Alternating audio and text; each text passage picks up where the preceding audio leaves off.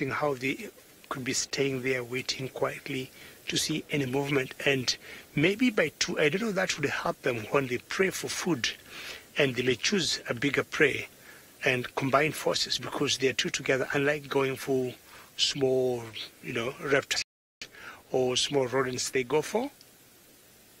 And maybe when they're two, they can agree to go for something bigger, and not necessarily, but I got a feeling by being two together, they may choose to go for something bigger, maybe like a fawn of an impala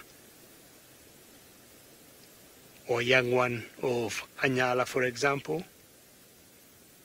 And they could combine forces to kill it. I once saw Marshall Eagle trying to harass a big marabou stock. I mean, the bird was so huge, but these were two Marshall Eagles, and one would jump and sit on it, and then the other one would just tear it down using his claws.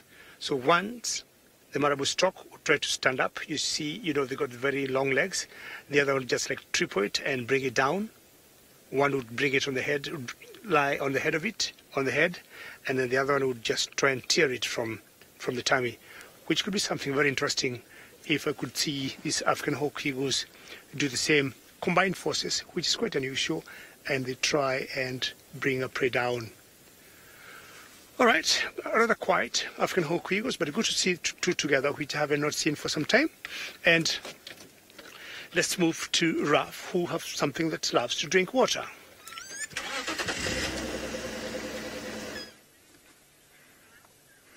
Well, everyone, I've just decided to leave Andy and Hlalamba just for a little while, also to allow everybody else to come and have a quick look there. And obviously it's quite sensitive with a little Hlalamba there, so we keep it to a 2-vehicle sighting, so quite sensitive. But speaking of little babies, well, you wouldn't also be far wrong if you had to say that a baby waterbuck is one of the prettiest animals out there. And you very often find waterbuck youngsters in a creche-like group.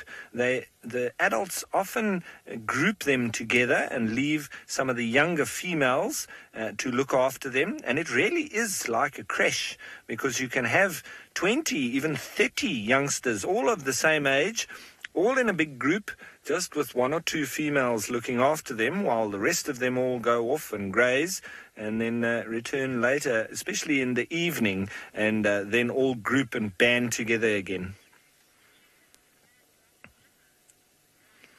Dyed monkey, exactly. This is a African-style roadblock, and one of the cutest that you could have with these waterbucks. So thanks, Dyed monkey.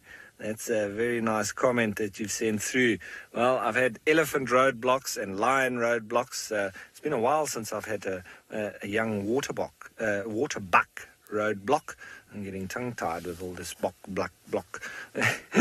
But you see him sticking his tongue up his nose. I often quite enjoy that. I just watch, well, not that I can do it. I wish I could. But I often see the buffalo doing it as well.